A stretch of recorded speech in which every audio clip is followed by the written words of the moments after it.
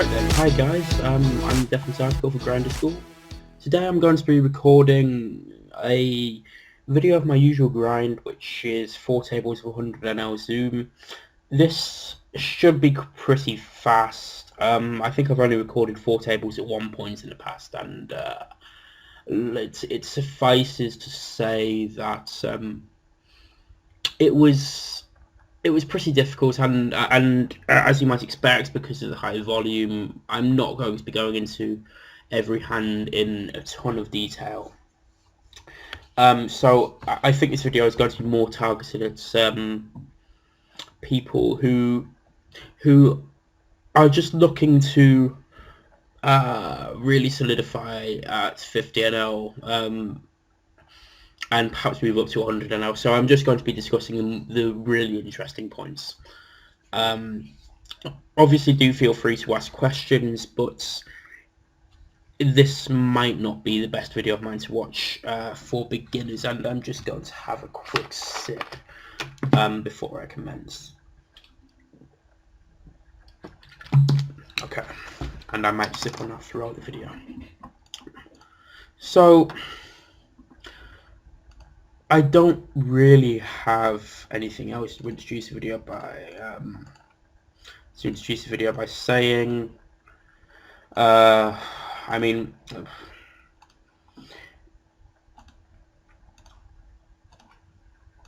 I think this is just going to be a situation where we take things as they come up.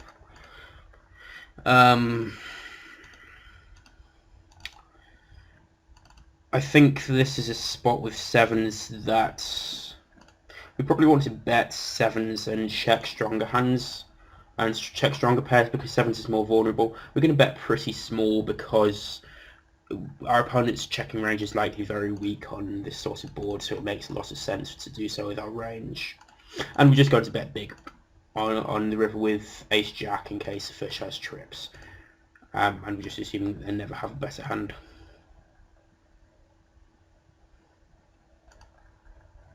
If they jam, it's actually going to be a pretty tough spot, but I don't expect that to happen often at all.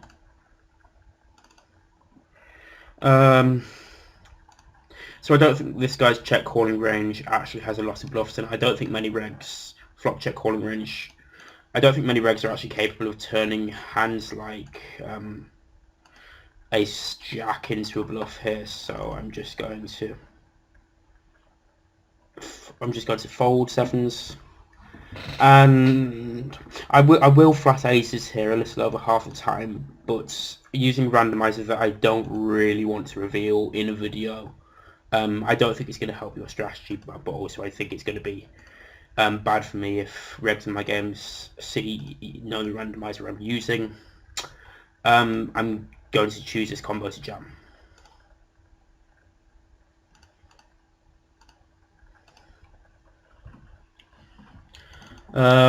I mean, I expect the fish to be somewhat value heavy on this river, but jack 7 is high enough for that range. I don't think we can fold.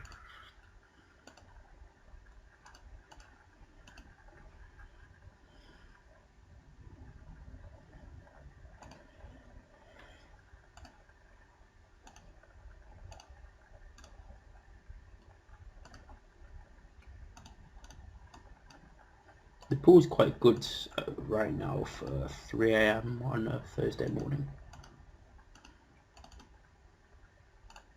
Raising jack 10 is definitely an option on this flop. I've got a feeling that, given that we don't have a single heart, I think we're probably overbluffing if we do choose to bet big.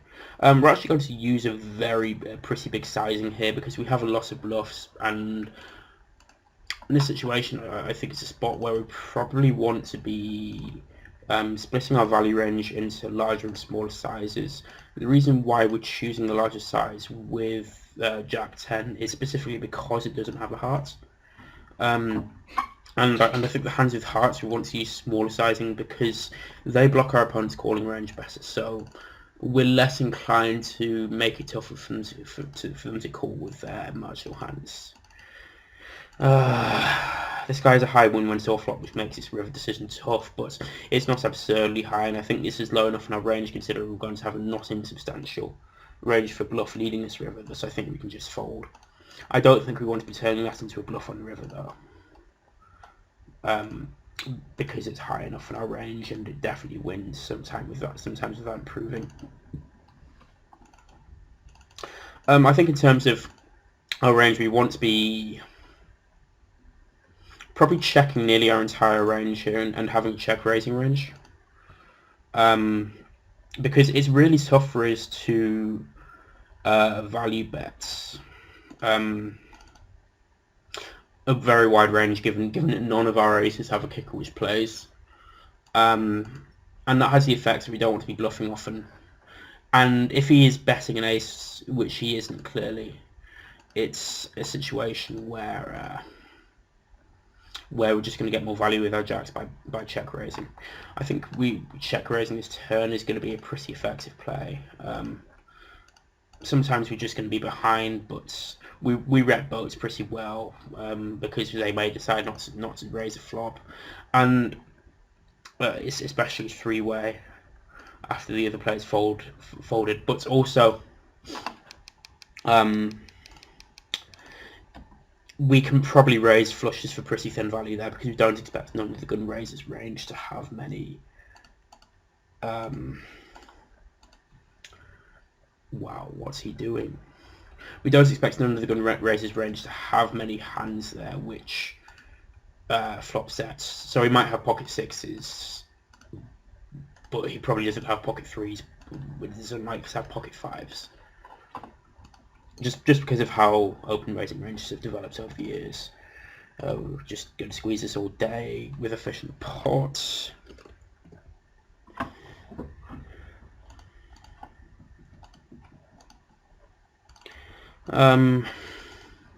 Against the fish, I think we just want to be betting a small, actually probably about normal size for value. We strongly consider checking, especially with the queens and the queen of clubs against a reg, but I think against the fish, betting has more value just because they're going to make more calling mistakes.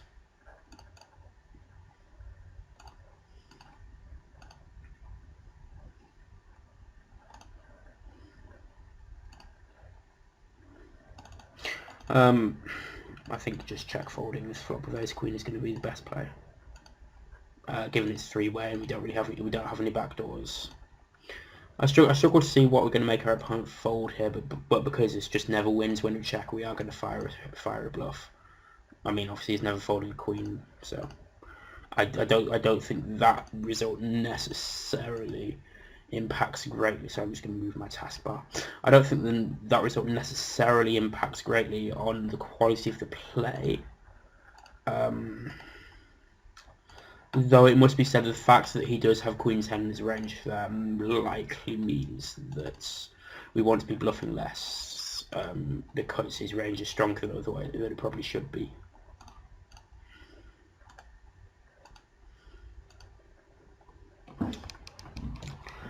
I think on monotone flops, normally we'd want to check here because ranges are weighted towards suited hands pre-flop. But with a fish in the pot, I just think there's enough value to be had that we can bet queen 8 there.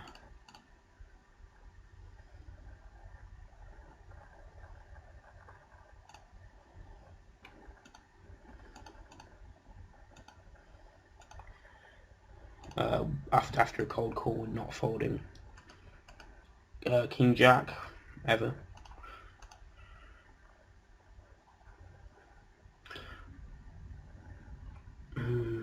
We're actually going to make a small raise here. When officially it's small, I think it's rarely strong, and this is with a draw to the nuts. I think this is one of the combos that it makes sense to bluff with. And also I think 3-better just very rarely has 10x in his 3-bet range.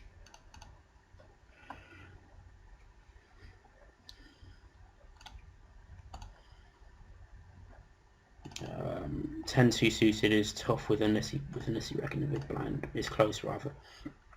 With a nissy reg in a big blind, but I think it's just about a fold. I'd probably check ace jack with a spade here, but I think betting without is probably best, given we have ace deuce or ace five suited in our end of the gun opening range. And I think on a two-turn board, top pair is just too strong to fold here. On the turn at least. And we are going to bet fold this river. We can't bet too big because he has flushes in his range, but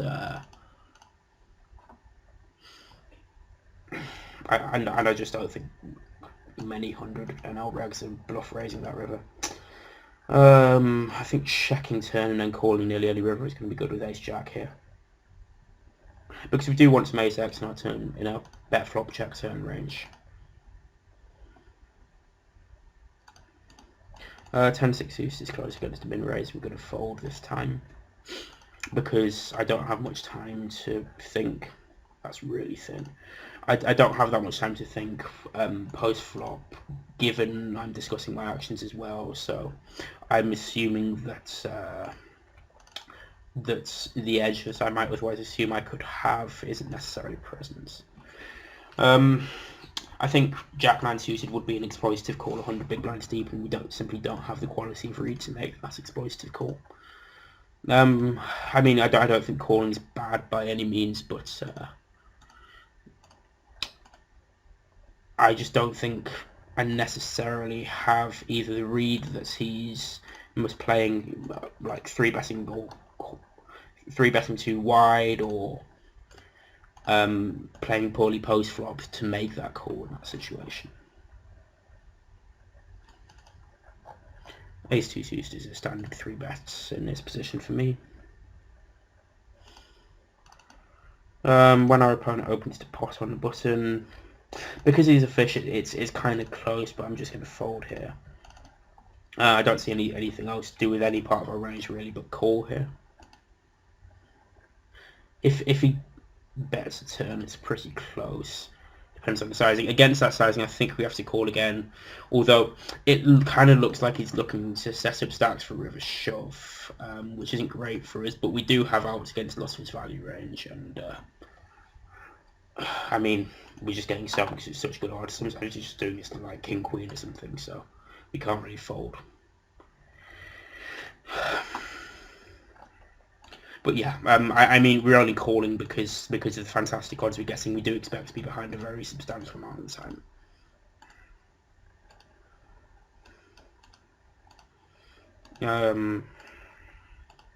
Going to 2.5x a small blind here because it's the weaker player in the big blind.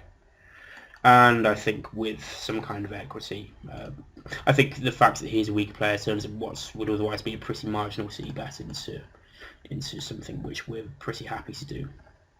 I think he's just folding very little on this turn though, so I'm just going to give up because the range he's calling the flop with just hits pairs or straights so often on this turn, and there's only really like 8 through 3s and whatever 2x which folds, and because he's a weaker player that doesn't necessarily fold anyway. I think people are going to overfold at 100 zooms to turn probe, so we are going to probe king 8 offsuit here. Even though I think that's quite a substantial deviation from a balanced strategy.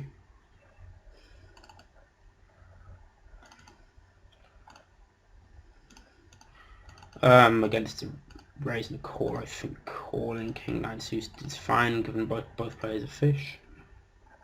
And also there's a fish behind, neither of the regs seems to be particularly aggro squeezes.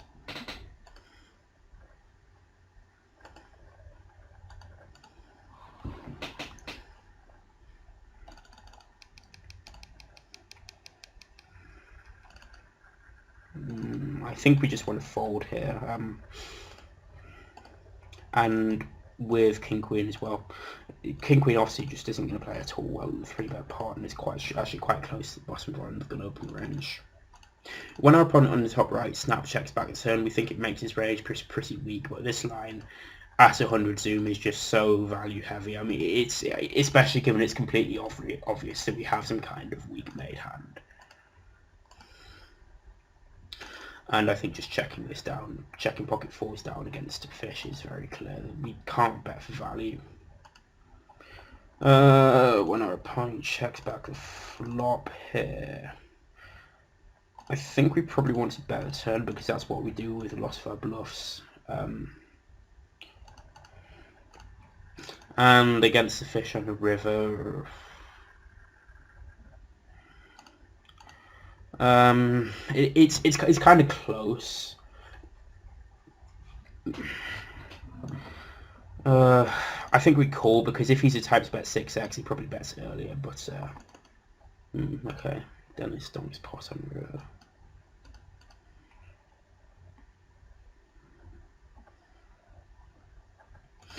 He's quite a good player, so I do think he's capable of having bluffs here. The problem is we block some of his bluffs. We might expect him to lead the turn also with some of his bluffs. So I think we probably just want to fold this. And this sort of flop is just going to be a situation in which we can either bet very big or very small, because we don't expect our opponents to have really any 3x or 2x in his range, so his range becomes really weak, which means we can either choose to overbet and bet pretty much everything, or use a smaller sizing exploitatively, which allows us to... Oh, he's got 30 big blinds, we're just going to fold this. Or use a smaller sizing exploitatively, which allows us to... which relies on him just not making the appropriate adjustments, even though we expect to be able to also profit with any two anyway. There is an argument that a bigger bet sizing could make us profit more with any two. Double gutter, wet flop, we're just going to see that pretty big. There. I mean, the thing with jacks is we just block all his bluffs, and this sizing is such a thin value sizing, we're just going to fold.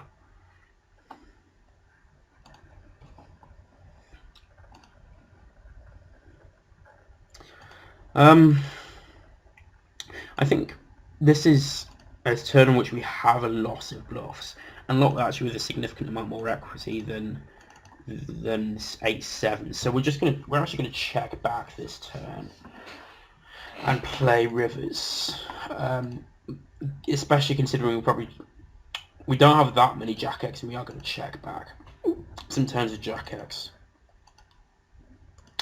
I think, given he has a ton of misdraws, we block 10-8, and his win when saw flop is pretty high. Plus, I think he'd be inclined to bet bigger with a jack some percentage of the time. I think we can probably call A7.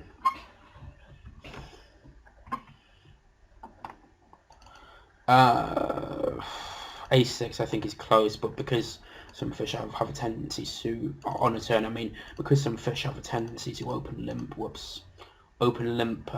ace-x, I think checking becomes marginally better than betting, and we're just going to bet the river to try and get value from jacks.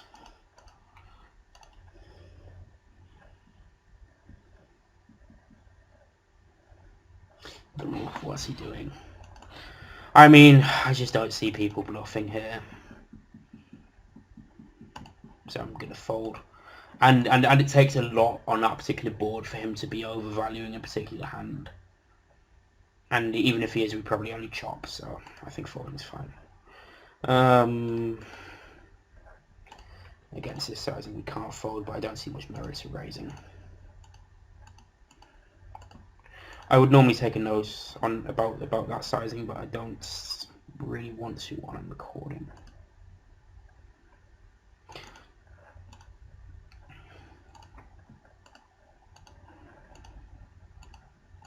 Top line isn't probing many turns, but obviously we're just not folding two pair ever really. It's just too high in our range, and also he's okay. I don't think he's especially good, but considering he mass tables in a supernova leads, I think he's pretty good given that fact. And his main game is 200, so we just expect him to be pretty good anyway. We're just going to fold this gut shot. Everyone's range is too strong. I don't think I want a cold 4 betting range here, so we're just going to cold call like aces through 10s, ace king and ace queen suited. And we're probably just going to fold queen 9 suited. Check fold queen 9 suited, though we do have a check calling and a check raising range here. We'd probably check raise queen 8, maybe queen 7. When the flop chips through, we're ahead a very decent amount of the time. The question is whether we want to bet. I think we probably should, because this is quite high in our range, despite our range being quite defined. I think that makes the argument in favour of betting just ridiculously strong. We're going to exploitively just jam this against a fish. We realise our equity, and we expect to have significant fold equity and significantly more than we would against a reg.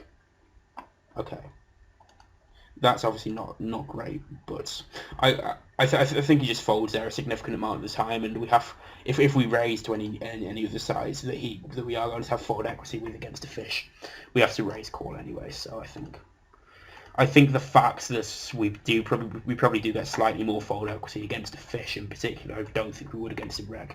Using that sizing makes it slightly better.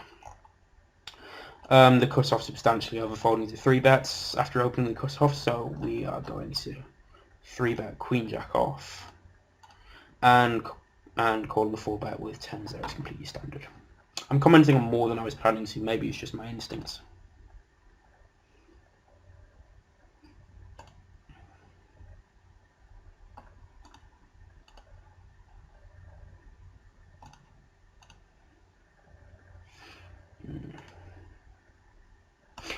I think we lead small on the ace of clubs here, but because our opponent can be expected to bet flush draws on the flop, I don't think we gain a necessary range advantage to lead that turn, to have a leading range on that turn.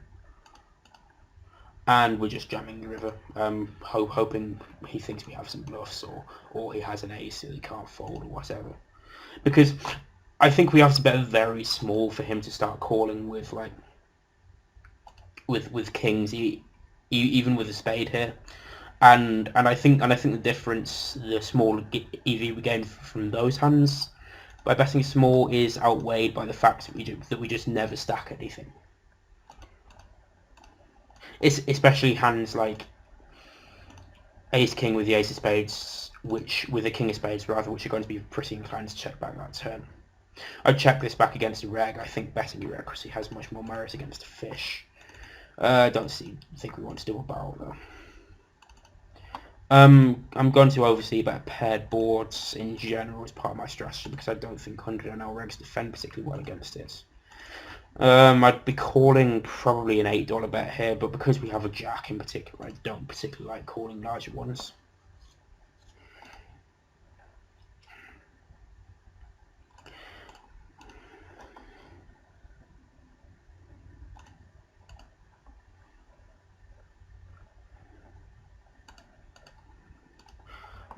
I think we can just bet everything very big, well, for about pot on his turn, just because we have over pairs and our opponent has very few strong hands here.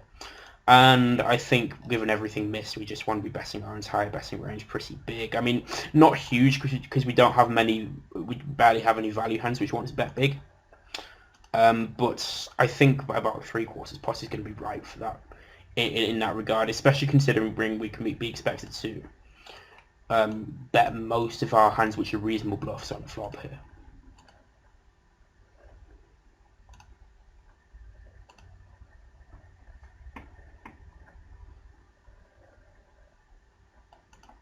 I have no fucking idea what he's doing. Apologies for the language. I mean, I think I have to fold. Can I jam? Intuitively, I just think 100 zoom regs are not bluffing in this situation nearly often enough to 3-bet jam this river.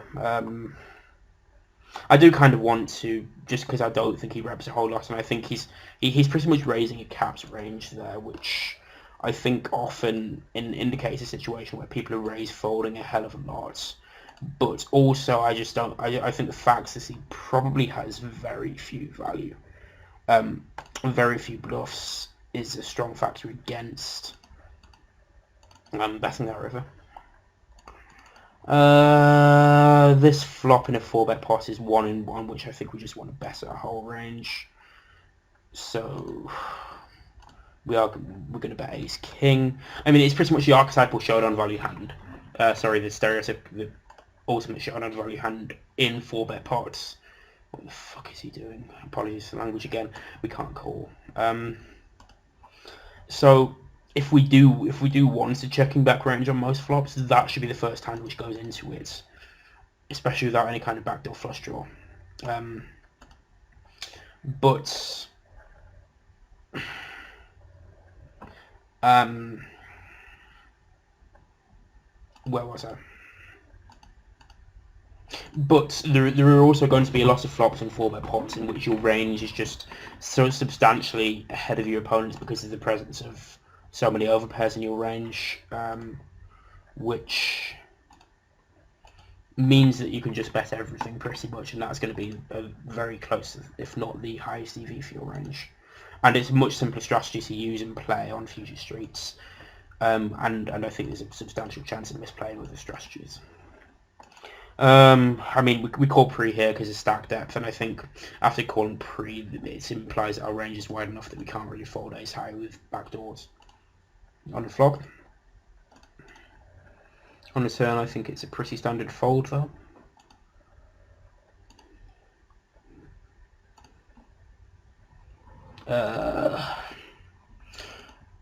When the small blind bets this turn, I think we can actually fold because the thing is, I don't think his pre-flop range contains very many hands which want to start bluffing here.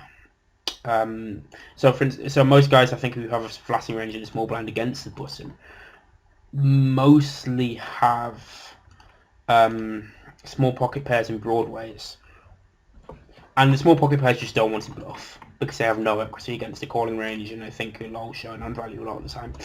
And the broadways, well, nearly all of those pieces already, and the ones that don't have an extremely substantial equity against us. We're going to bluff this river, but just because ace 10 is close to the bottom of our range here.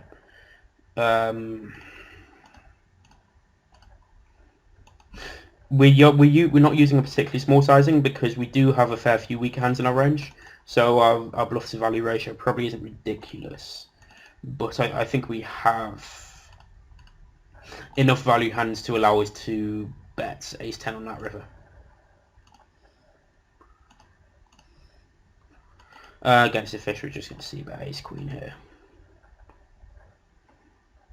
and now we're just going to triple. Hope to get money off ace high. Our opponent checked back the flop. We're just going to bet the turn here. Because, I mean, obviously his ace high, his small pair still beats us, and even the fish might fold those. I'm not particularly keen on betting the river just because I think it's actually quite tough to get a fish to fold much here. And we're just going to bet like 24 and 24.50 on the river to get a decent amount of value from fish.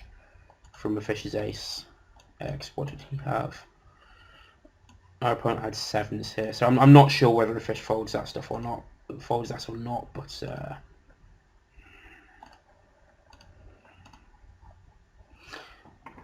I think it's probably pretty close to the bottom of their range anyway. Seeing his fish, even most fish now have got the idea of semi-bluffing pretty well ingrained.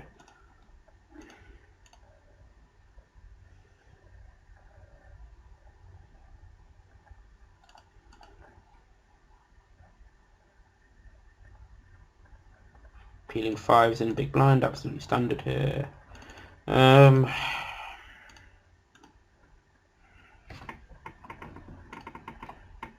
And also check folding that flop is absolutely standard, not much to discuss.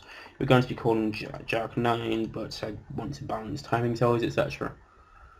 If we're a bit deeper, we could strongly consider raising this flop, but I think we just wrap too narrow a range to really consider it at this stack depth. And also, I think our hand, I don't think we want to be raising this turn.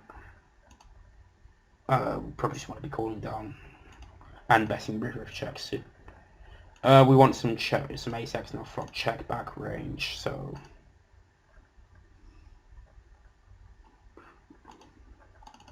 we're going to check back ace 3 on the bottom left. There. I don't think we can fold this. So the thing is, the fact that we're that he's big blind against button means that he doesn't really have any many ace of diamonds combos, which is what we're most scared of. He basically reps ace queen of diamonds and pocket kings, so I think we call. Okay, that's weird. I think that's a really bad 3-bet pre.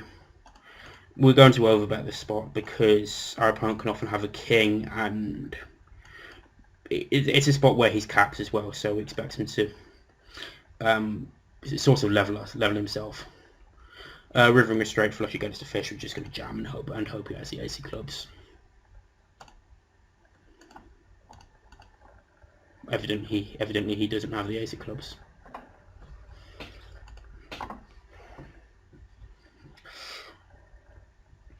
But based on his timing, he probably folded a king, which makes our overbet with that particular hand probably bad, but it means that we probably just want to be overbetting any two in similar spots against that guy. As in, any two is a bluff. I don't think people are going to be adjusting enough to be concerned about having a particularly balanced river overbet strategy. 100 zoom, we are going to be calling this check raise, but we're just going to be tanking a little bit, and that's a really good turn card for us. So the fact he's a big blind makes it slightly less good because he has deuces pre and 8-7 suited, whereas he probably wouldn't in other positions. Rather.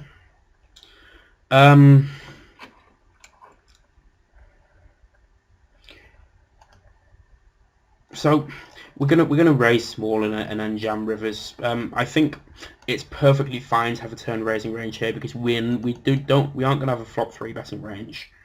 We are in position, but in particular his small bet size, I think, makes him substantially weighted towards weaker hands rather than sets, because that was a sizing which meant that he would have had to overbet rivers to shove.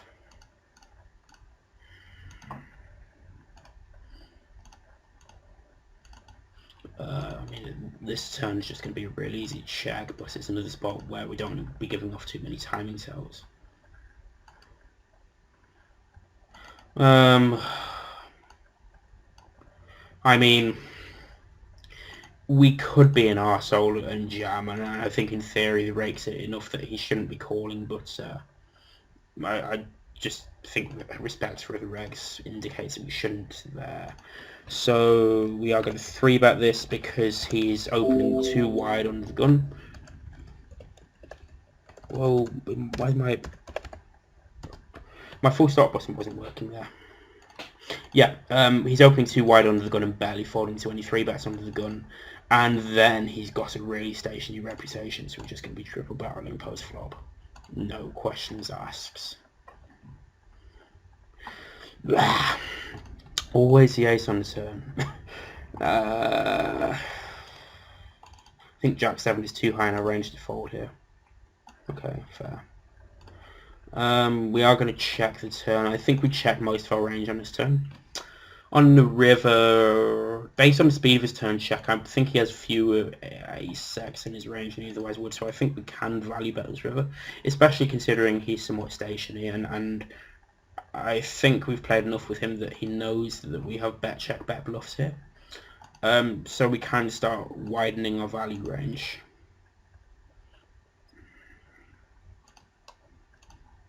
And expect to get calls from 10s a decent amount, expect to get calls from jacks, pocket 9s even. And also I think he's just a guy who 4-bet calls, kings pre, no questions asked. I mean, he might even be 4-bet calling ace king and pocket queens, which would make it really good for us, because for some I don't really know the reason, but some guys just decide that they want to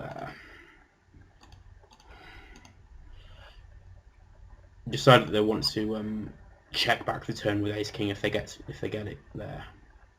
And I think this is just a spot where we bet 2 streets, hopes get some value, because I think he very rarely has an overpair. I don't think 100 zoom regs are that good or that bad. at either end of the spectrum to ever particularly have to ever have had a hand stronger than us there. And yeah, as expected, he called with pocket fives, so I think that makes our value bet clearly good. Betting the flop was an option with 5-4, but as we checked, I think it's just a spot where we don't really want to start putting money in the pot on the turn river, because our showdown value has increased substantially, and we're less concerned about our hand being vulnerable on the turn. Okay, I think that's a very clear river value bet for him. I don't know what he's doing. Let's fold. Yeah, and in general, if as something I've discovered over the years, and hopefully me telling you this now will make it less painful for you to discover it. If you don't know what on earth someone is doing, just fold. I'm going to 4-bet ace-5 suited. Not going to 4-bet that's 100% of the time, but it's a situation where I feel I can. We're not worried about giving off timing tells against fish, really. And if he jams, you're obviously folding with ace-5. But yeah, I think it's reached a stage now at 100 where you probably want to have like 4 betting ranges, and certainly probably default like 4 betting ranges buy and versus every position.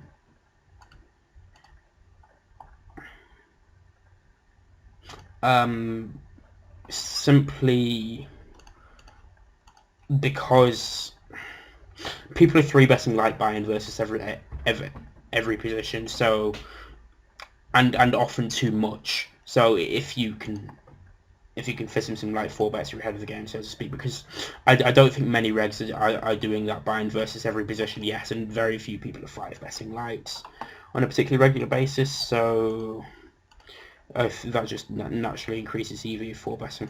We should have bet this flop smaller with King Jack, but I wasn't thinking too well. And I think we just want to start checking now and see if we have some showdown value. Ace King is quite close on that flop against the fish. If we bet, it's clearly for value. Like when he pots the river, I think we just fold.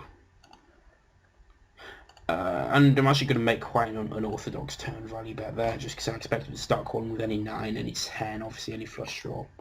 And blind versus blind against the fish, 8s can be a pretty easy 3-bet for value. Not a good flop though. And we will be checking back.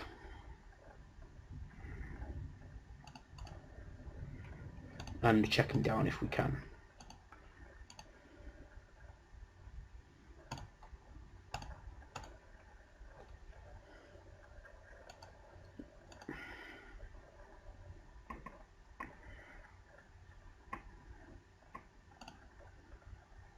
I think 8-7 suited is pretty close in this situation. King Queen suited, we want to bet some percentage and check some percentage, I think.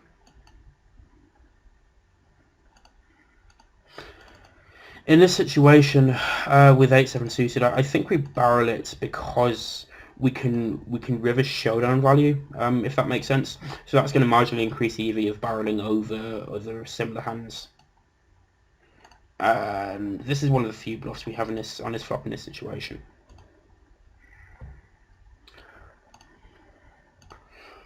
We're just going to check this river. I don't expect to win often, but sometimes guys double float with king high and fail to bluff the river when checks too.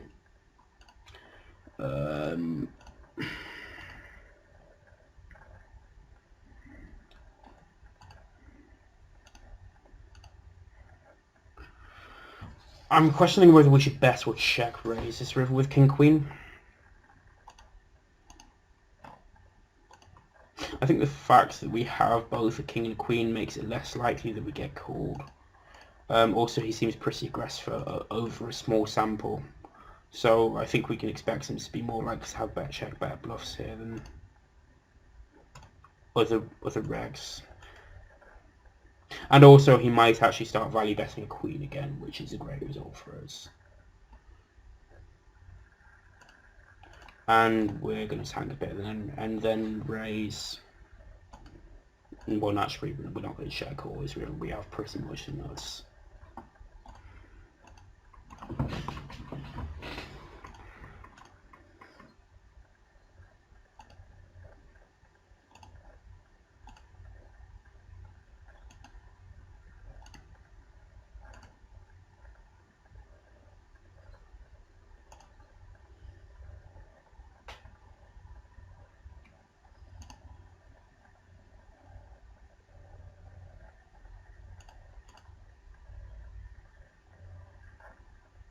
I expect him to not protect his range pretty well enough on this flop, so we're good. So we're just gonna bet.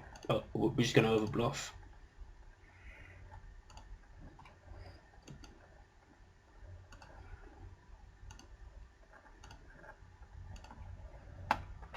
He 3-bets against under the gun. Ace Queen offsuit is in my standard 4-bet range, but looking at it, the randomizer indicates that I don't 4-bet.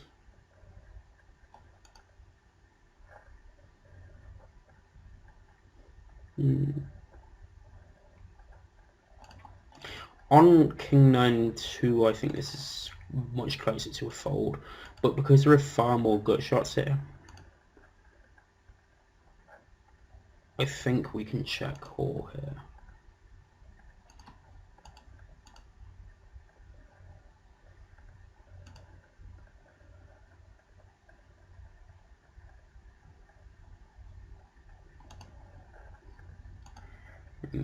He shows it with Queen's hand and elects not to bluff the river.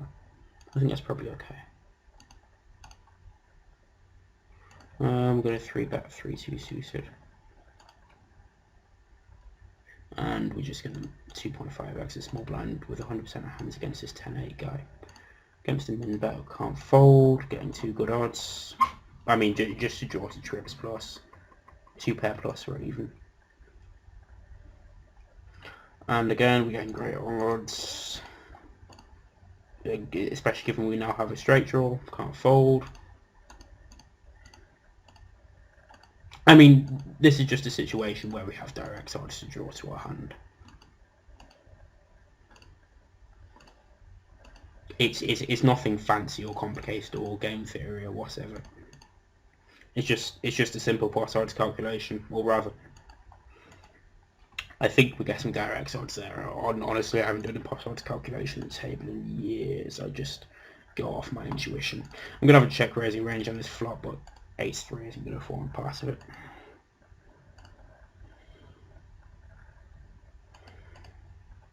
I'm gonna min raise his button because both the blinds fold too much.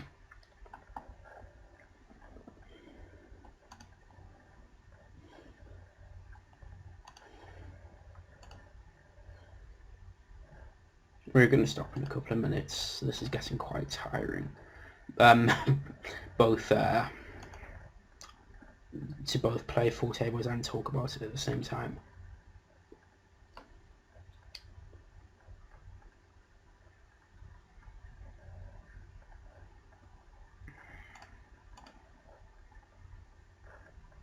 I might have made some questionable defense from the big blind, but I think that most of my other strategy has been pretty solid here. But if you have questions, it's also very possible that I just haven't realised I've done something absolutely daft while I've been talking about something else. Yeah, so it's probably me that's wrong rather than you. When he checks about his flop, I'm just going to overbet a lot of my range because I just don't think he's going to defend anything like enough. And, you know, in fact, I think his folding frequency is going to be pretty close to 100%.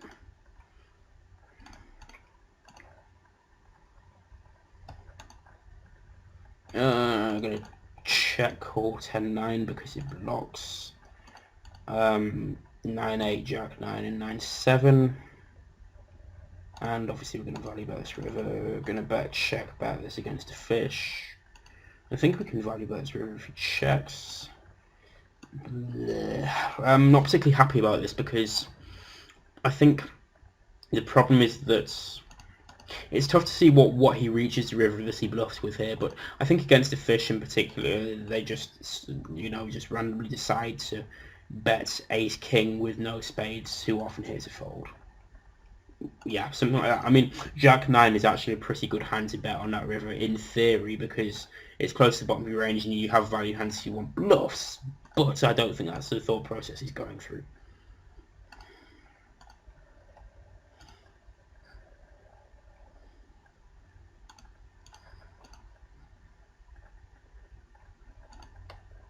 He's going to 3-bet against the fish with king queen. I expect him to be positionally unaware and also defending, which against 3 bets. And we're going to bet small, c-bet small with 2 overs, etc. and then just give up when we get called. Just going to 3-bet this big against the fish. If he 4-bets, it's going to be tough. But he's a guy we've seen 5x earlier in the video. And we're gonna raise small and call it off against the donk bets. To essentially to get value from draws and whatever top pair he feels like tidying up with. We're not particularly delighted about the turn card in case he takes this line with ace king or he has like king jack of diamonds, but I think he just folds 2 diamonds or folds a 9 rarely enough that's it's going to be a profitable spot for us to jam, and it's going to be more profitable to jam than to check, I should say. Although I think checking, if he was particularly spazzy, I think checking would become superior because then we can just snap on non-diamond rivers.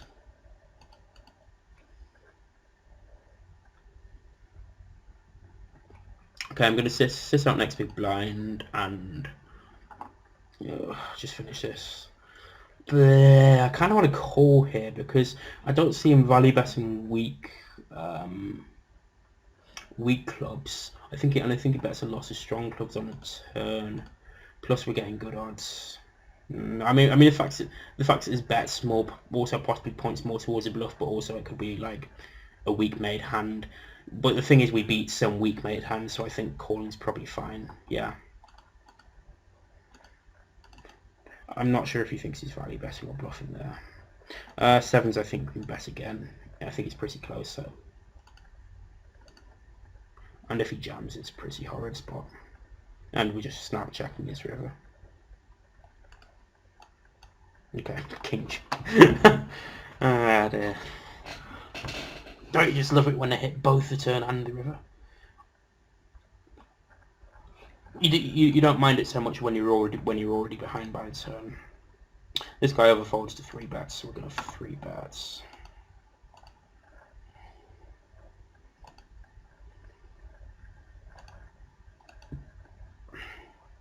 And we're going to call the turn in a second.